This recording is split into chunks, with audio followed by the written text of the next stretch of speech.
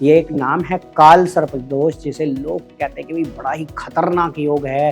काल सर्प दोष ऐसी परिस्थितियां होती हैं कि कुंडली के पहले भाव से लेकर 12वें भाव के बीच राहु और केतु की विशेष परिस्थिति से यह दोष बनता है। और अगर आपकी कुंडली में काल सर्प दोष है तो इसका बहुत बड़ा कष्ट आपको होगा, आपको ये हो जाएगा, वो हो जाएगा। नमस्कार दोस्तों, आप देख रहे हैं एस्ट्रोसेज टीवी और मैं हूं आपका अपना एस्ट्रो गुरु मृगांक। दोस्तों, जब हम वैदिक ज्योतिष की बात करते हैं तो उसमें बहुत सारे ग्रह योग, ग्रह दोष बताए गए हैं। जहाँ कुछ अच्छे योग हमें जीवन में खूब अच्छी ऊंचाइयां देते हैं, राजयोग हमें जीवन में तरक्की देते हैं, धन योग हमें धन प्रदान करते हैं, जीवन में आर्थिक समृद्धि प्रदान करते हैं। कोई करियर में आगे बढ़ता है, कोई नौकरी आगे करता है तो उसमें बड़े पद पर पहुंच जाता है, कोई सरकारी नौकरी में अच्छा पद पाता है, व्यवसाय को अच्छे तरीके से करता है, कोई बड़ा उद्योगपति बनता है, यानी करियर में तरक्की करते हैं। धन योग मिलता है तो धन योग से हमारे पास लक्ष्मी आती है, धन आता है, बहुत सारी सुख और समृद्धि आती है।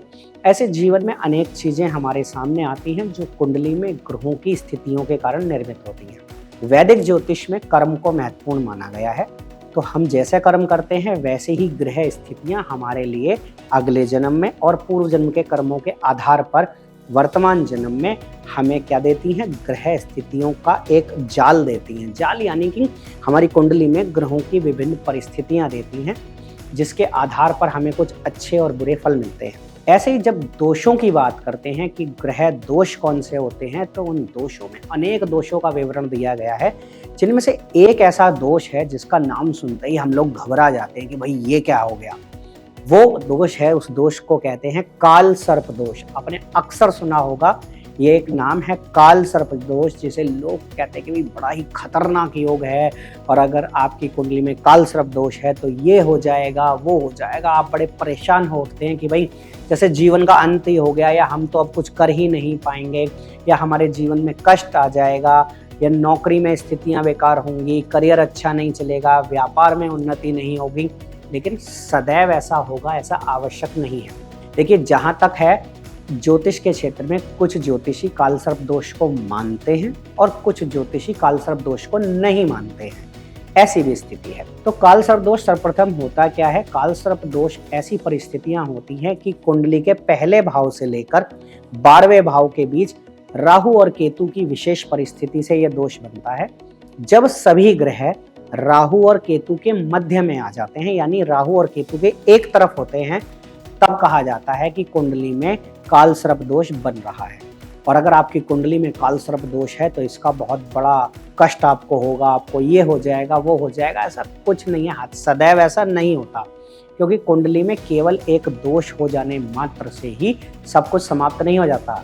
इसलिए आपको हिम्मत नहीं हारनी चाहिए और सदैव अपने कर्म करते रहने चाहिए। बहुत सारे ऐसे लोग हैं जिनकी कुंडलियों में काल सर्प दोष है। एक बहुत अच्छा उदाहरण देता हूँ। आपने सुना होगा, क्रिकेट जगत की महान हस्ती रहे हैं सचिन तेंदुलकर, जिन्हें क्रिकेट में गॉड ऑफ क्रिकेट कहा जाता है, क्रिकेट का भगवान। उनकी कुंडली में भी काल सर्प दोष है, लेकिन आपने देखा कि उन्होंने अपनी मेहनत से, अपनी काबिलियत से अपने आप को कहाँ तक पहुँचा लिया।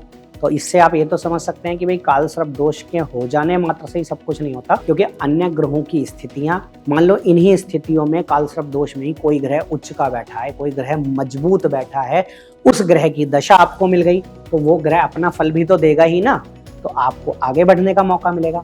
आपको सदैव अच्छे कर्म करने चाहिए, सही दिशा में अपने प्रयास करने चाहिए, मेहनत करने से कभी भी पीछे नहीं हटना चाहिए, और अच्छे ग्रह की जब भी दशा आएगी आपको तरक्की मिलेगी।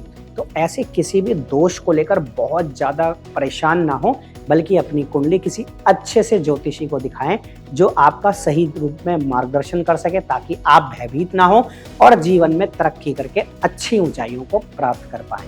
आशा करता हूँ ये वीडियो आपके काम आएगी। यदि आपकी कुंडली में काल सर्प दोष है तो उसको लेकर परेशान नहीं होंगे, बल्कि देखेंगे कि जीवन में आगे कैसे बढ़ा जा सकता है एक अच्छे ज्योतिषी के मार्गदर्शन से। तो दोस्तों, अगली बार फिर उपस्थित होंगे आपके लिए कोई अच्छी वीडियो और लेकर, और ज्ञानवर्धक वीडियो लेकर।